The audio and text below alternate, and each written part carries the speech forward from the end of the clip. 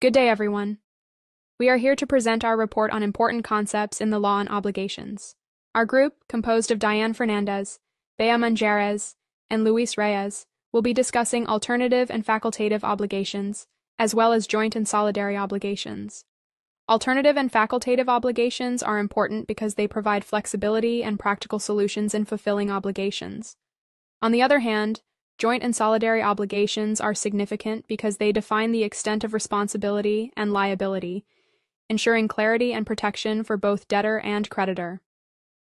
Through this presentation, we aim to give you a clear understanding of these obligations, their applications, and their importance in both legal and practical contexts. Let's discuss the kinds of obligation according to the number of prestations. May dalawang uri to, which is yung simple obligation and compound obligation. Yung sub-kinds ng compound obligations ay conjunctive obligation, alternative obligation, and facultative obligation. So, let's define the simple obligation. Simple obligation, there is only one act or object that is due. So, the prestation could be to give something like money, property, or to do something like perform a service, or not to do something like refrain from building a fence. Since there is only one prestation, the obligation is straightforward with no choice or combination. Like for example, Ana promises to pay Ben 10,000 pesos. Only one duty is payment of 10,000 pesos. Isa lang.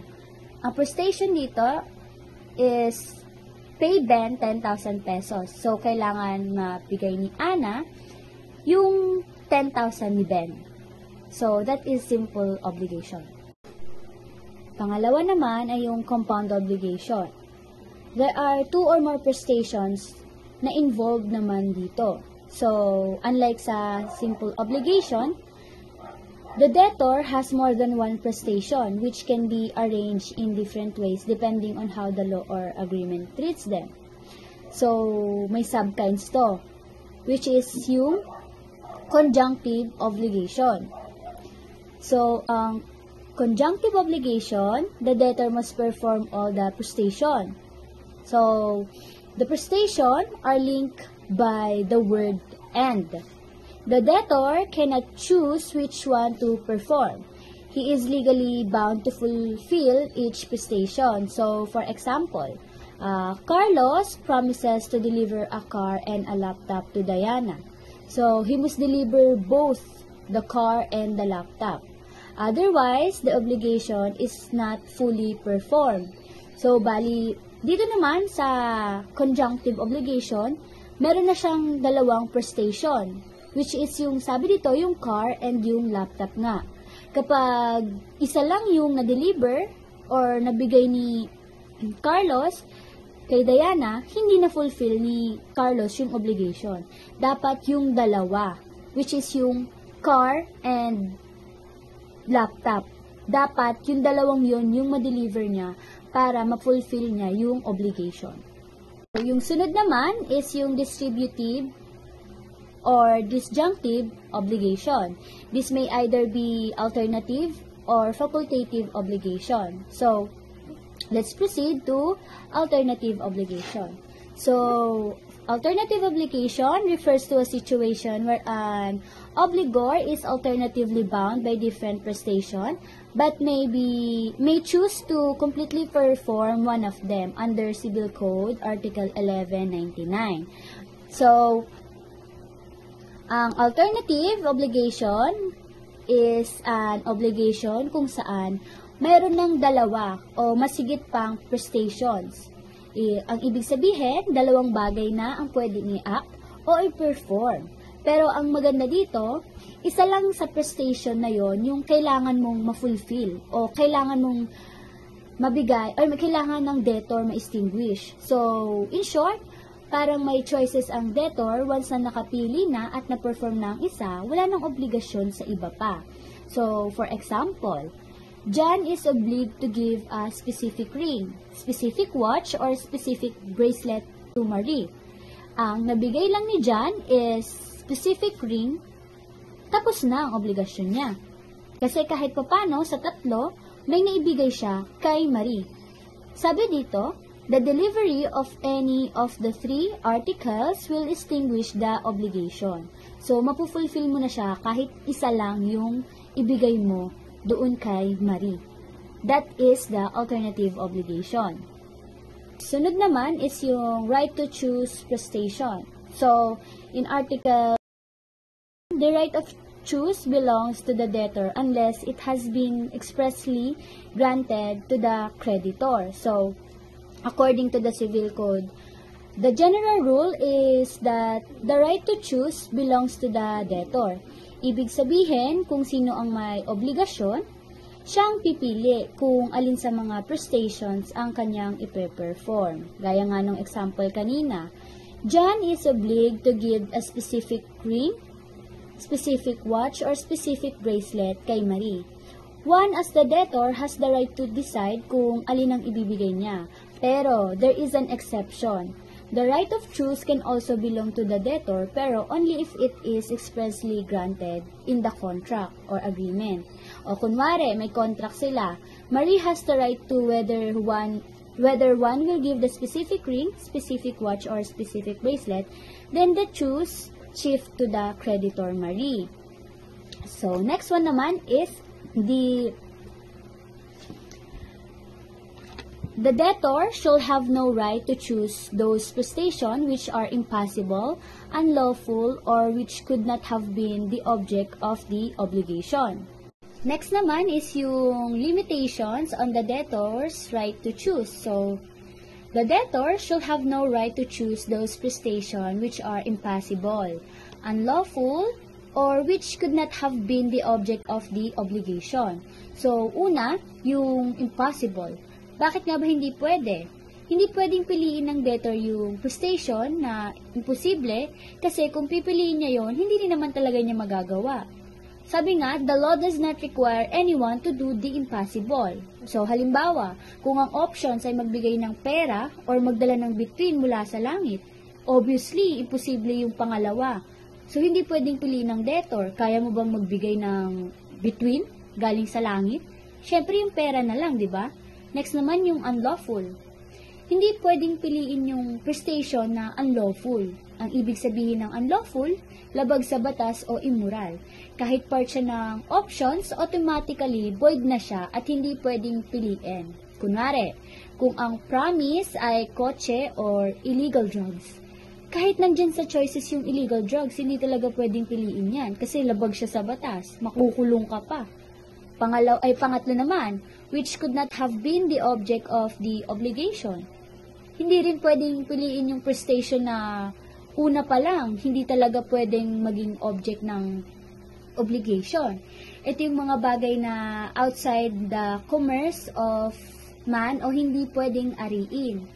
Kung example, kung ang option ay isang lupa or isang public road, hindi pwedeng piliin yung public road kasi hindi siya pwedeng ariin ng private individual.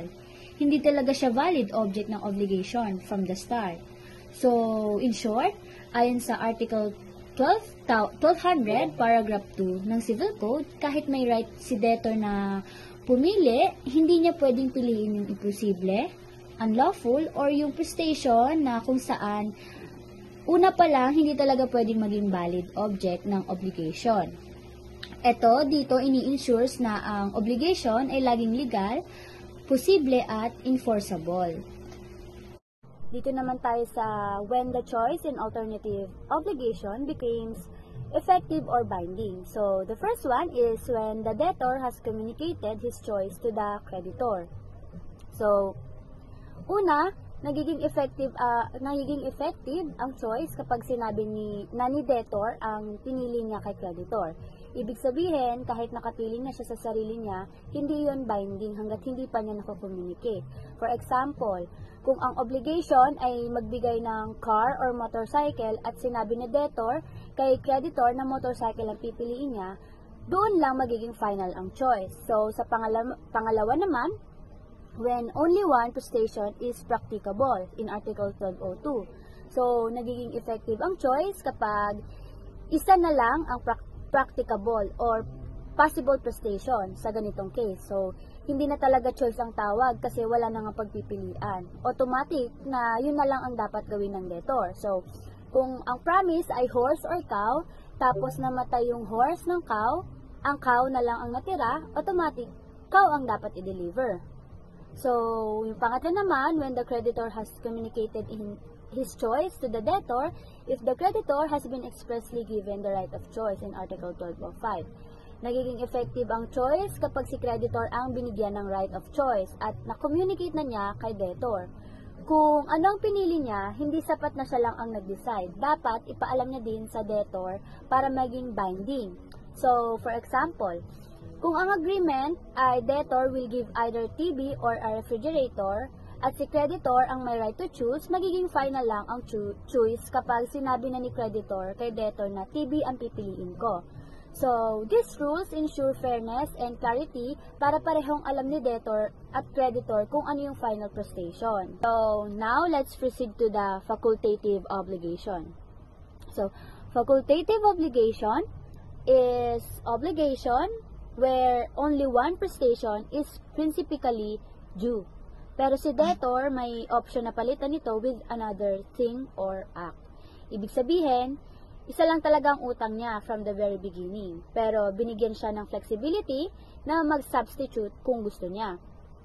For example, kung si Greg ay nangako na i-deliver ang isang horse, that's the principal prestation.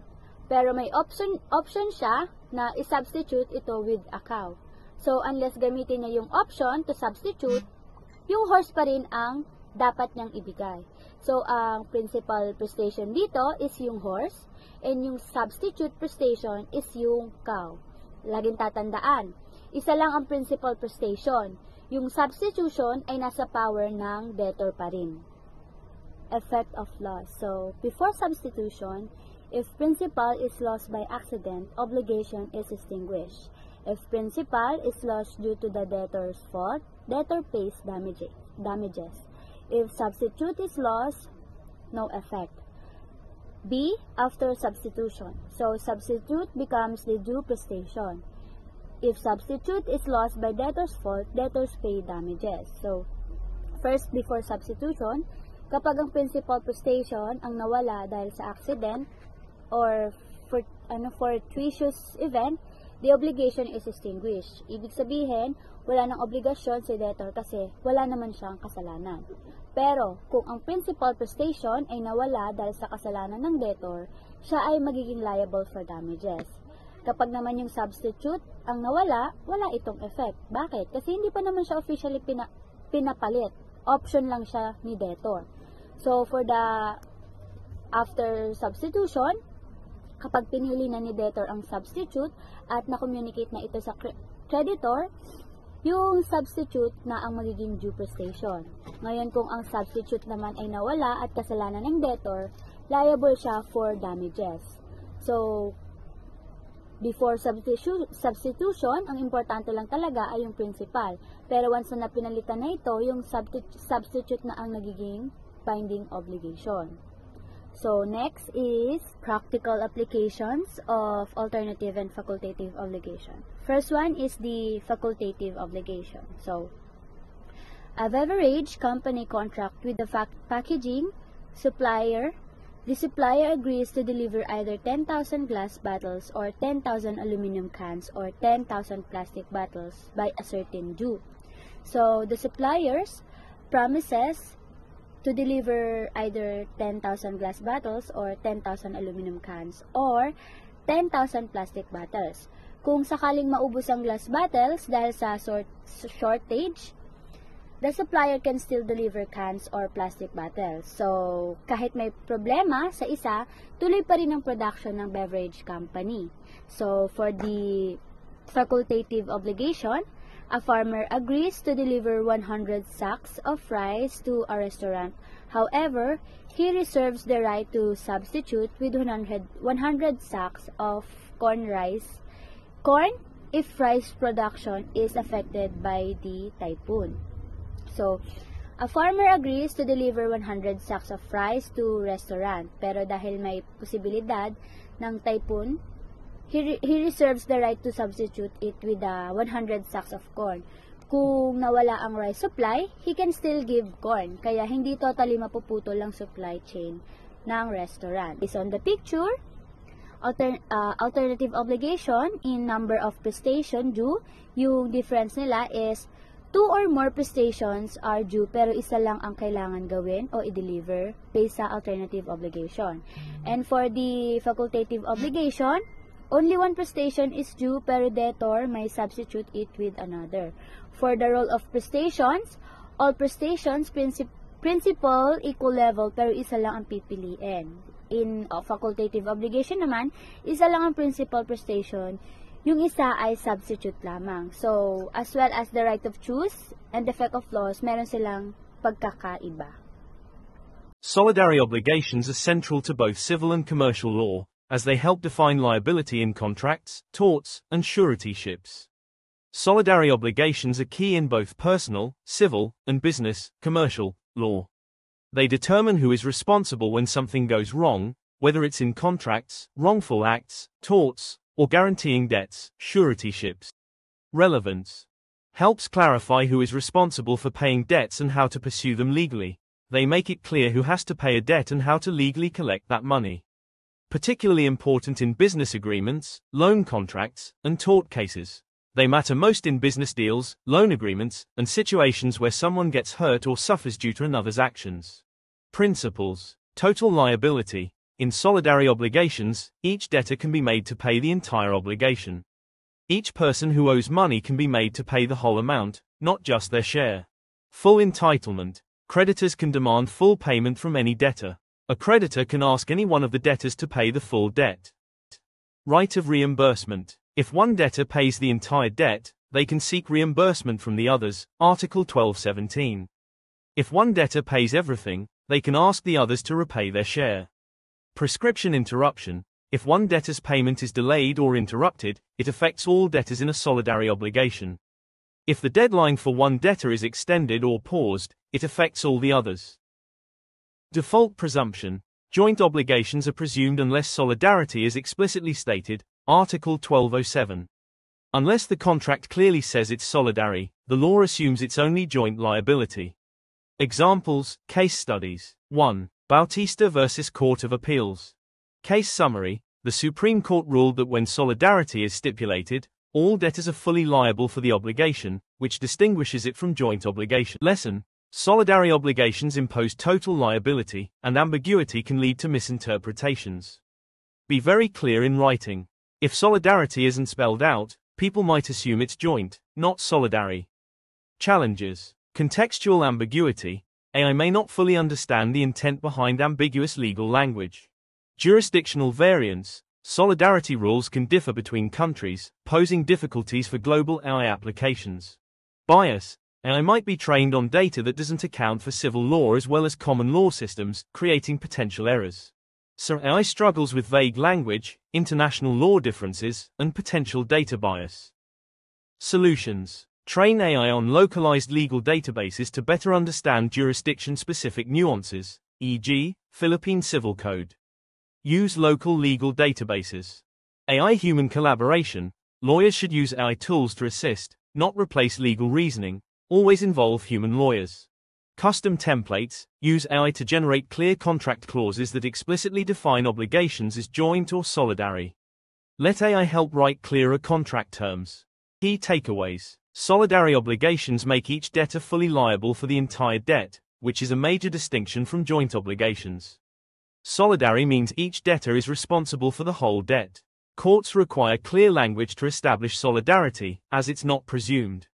Courts won't assume it's solidary unless it's clearly written. The right of reimbursement ensures fairness among debtors. The debtor who pays everything has the right to be paid back by the others. Key takeaways. AI tools can streamline legal processes, but human oversight remains essential to account for nuance. AI can help, but human legal judgment is still crucial. Properly understanding and drafting solidary obligations can prevent costly misunderstandings in both personal and commercial contexts. Clear drafting prevents confusion and legal trouble. Introduction of joint obligations. In the study of obligations and contracts under Philippine civil law, primarily governed by the Civil Code, understanding the nature of joint obligations is crucial. It determines how responsibilities and rights are distributed among multiple parties, debtors and creditors. Whether an obligation is joint or solidary affects legal remedies, enforcement, and liability. This module explores joint obligations, a foundational concept that plays a significant role in how contracts, debts, and liabilities are structured and resolved. About of joint obligation. A joint obligation is one where each debtor is liable only for his share, and each creditor is entitled only to his proportionate share. A joint obligation is one where two or more debtors bind themselves to the same performance, debt or duty, or two or more creditors are entitled to demand the same performance, but the obligation is considered single and indivisible. Each debtor is bound only to their proportionate share, and each creditor is entitled only to their proportionate share unless expressly stated otherwise. A joint obligation happens when two or more debtors owe something, a prestation, to two or more creditors, but each is responsible only for their own share, not for the whole. 1. Shared but separate responsibility. If there are 3 debtors owing 9,000 jointly, each debtor owes 3,000 only. No one can be forced to pay more than their portion unless they voluntarily do so. 2. Shared rights for creditors. If there are 3 creditors entitled to 9,000, each one can demand only 3,000, their proportionate share. 3. Presumption of jointness. According to Article 1207 of the Civil Code, when there are multiple parties in an obligation, the law assumes it is joint by default unless the contract clearly says it is solidary, where each debtor can be forced to pay the whole, or the law or the nature of the obligation makes it solidary. Types of joint obligations. Joint divisible obligation. When the object or prestation is divisible, and each debtor is liable only for their portion. Each debtor is liable only for his proportionate share, and each creditor can demand only his proportionate share. Joint indivisible obligation. When the object cannot be divided, but liability remains separate, performance must be done together, though responsibility remains proportionate. Joint active obligation. Several creditors. There are multiple creditors, each entitled only to their specific share of the credit. Example: X owes P 10,000 jointly to A and B. A can demand 5,000 only, and B can demand 5,000 only. Types of joint obligations. Joint passive obligation, several debtors. There are multiple debtors, each bound only to their proportionate part of the debt. Example: A and B jointly owe P 10,000 to X. A is liable for 5,000, and B is liable for 5,000. Joint mixed obligation. There are multiple creditors and multiple debtors, all bound jointly. Example: A and B debtors owe P 10,000 jointly to C and D, creditors. A owes 5,000 and B owes 5,000. C is entitled to 5,000 and D is entitled to 5,000. Characteristics of joint obligations. There is plurality of parties, creditors, debtors, or both. A joint obligation always involves 2 or more people. On the debtor's side, it means 2 or more people owe something. On the creditor's side, 2 or more people are entitled to collect. No mutual representation. One debtor does not represent the others. In a joint obligation, each debtor is independent. One debtor cannot act on behalf of the others. For example, paying the whole debt, demanding payment, or making decisions. Each is only responsible for their own part. Proportionate liability. Each party is liable or entitled only to his share. The obligation is divided. For example, if 3 people jointly owe P $9,000, each debtor is only liable for $3,000. Similarly, if 3 creditors are entitled to T $9,000, each can only claim $3,000. There is a presumption in favor of jointness unless expressly stated as solidary. By default, obligations are joint unless the contract or law clearly says they are solidary, where each debtor may be compelled to pay the whole debt, or each creditor can demand the full amount. Real-world applications and examples. Construction contract. A group of engineers jointly undertakes a project to build a structure. If the contract does not state solidary liability, each engineer is responsible only for their scope or share of work, meaning, this protects each party from being forced to shoulder the entire project responsibility. Business debt. In a business partnership, unless stated otherwise, liabilities may be joint. Each partner may only be liable for their portion, protecting them from full exposure. This means each partner is responsible for only their proportional share of the debt. Example: if 3 partners borrow $300,000, each is liable for $100,000 only, unless the contract states otherwise. A creditor cannot demand the full $300,000 from just one partner in a joint obligation. Real-world applications and examples. Joint loans. Each owes 30,000 pesos only. If one cannot pay, the lender cannot demand the others to cover his part. Application. Used in informal group borrowings or contracts where parties want to limit liability. Shared rentals, leases. Application. Common in boarding houses or shared apartments, unless the contract specifies solidarity. Business partnerships. Example: 2 small business owners agree to pay a supplier 100,000 pesos for materials jointly.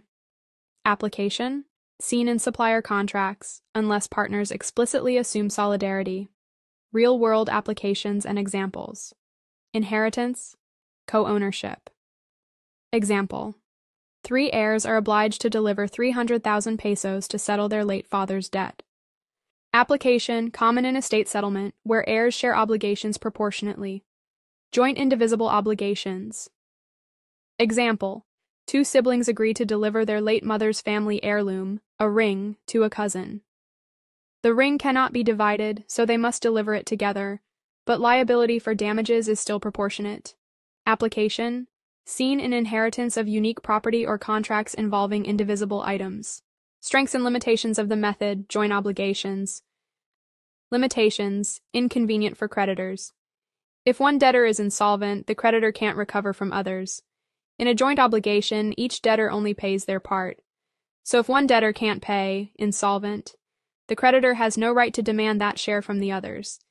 This makes it harder for the creditor to fully recover what is owed. Slower legal enforcement. Each debtor must be sued individually for their share. Unlike in a solidary obligation, where the creditor can sue one debtor for the whole amount, in a joint obligation, the creditor must file separate cases against each debtor to collect their portion. This takes more time, effort, and resources. Complexity in indivisible obligations. In joint indivisible obligations, enforcement can become complicated if one party defaults. If the obligation cannot be divided, like delivering a specific car, building, or artwork, but the parties are only jointly liable, enforcing it becomes tricky. If one debtor fails, the creditor can't just force another to fully perform, which creates complications in execution.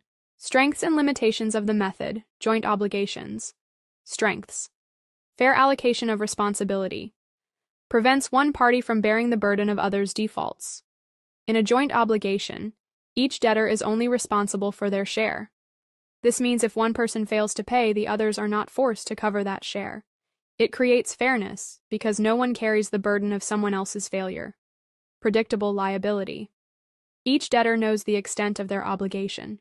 Since liability is divided, each party clearly knows how much they owe or what part they are accountable for. This avoids confusion or surprise responsibilities. Everyone knows their limit. Less risk. Encourages group agreements where parties don't want full exposure. Because no one is fully liable for the entire obligation, the risk is lower. This makes people more willing to enter into agreements or partnerships, since they are protected from being held responsible for the whole debt or project.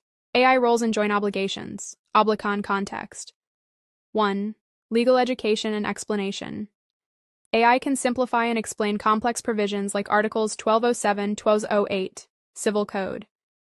Help students and practitioners understand the difference between joint and solidary obligations. 2. Case analysis. AI can analyze court rulings on joint obligations, e.g., liability apportionment. Summarizes precedents where multiple debtors, creditors were involved. 3. Contract drafting assistance. AI can draft or review contracts to clarify whether an obligation is joint or solidary. Prevents ambiguity that could lead to disputes. 4. Simulation and examples. AI can create practical scenarios, e.g., dividing debts among multiple parties, to show how obligations are applied in real life. 5. Decision support tool. AI can assist lawyers, businesses, or teachers in quickly identifying who is liable for what share in a joint obligation. Conclusion. Understanding joint obligations is essential in evaluating how multiple parties can be held liable or claim rights in a legal obligation. It promotes equity and clarity, but also requires precision in contracts to avoid unintended limitations.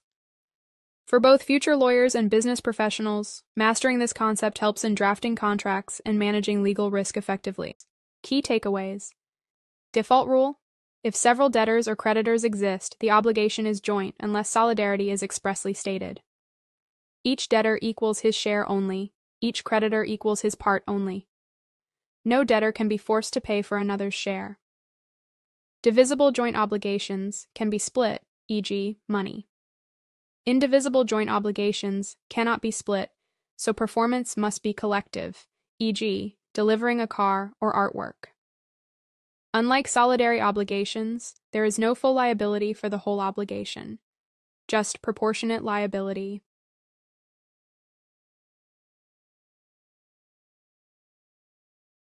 Facultative obligation kasi isa lang talaga ang due, which is yung principal prestation. Yung substitute ay optional lang at hindi pa binding hanggat hindi pinapalit ng debtor. Kaya kung mawala yung substitute bago siya mapili, walang epekto yun sa utang. So, kunwari, ikaw, LA, nangakong ibigay ang bike mo, pero pwede niyang ipalit ang scooter. Kung nanakaw yung scooter bago niya ito piliin, wala namang problema doon. Kasi nga, yung due pa rin yung due pa din is yung bike, hindi yung scooter. Substitute lang yung scooter. So, So, the obligation is completely settled for all debtors, and the creditor can no longer ask others to pay. So, however, the paying debtor has the right to ask the others to reimburse the share of the debt. This is called the right of reimbursement. Joint, bawat debtor ay liable lang yung mga part.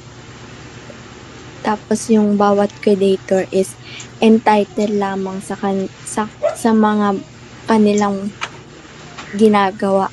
Yung solidary naman, pwedeng singilin yung isa sa buong utang, tsaka na lang nila binabawi sa iba nilang share.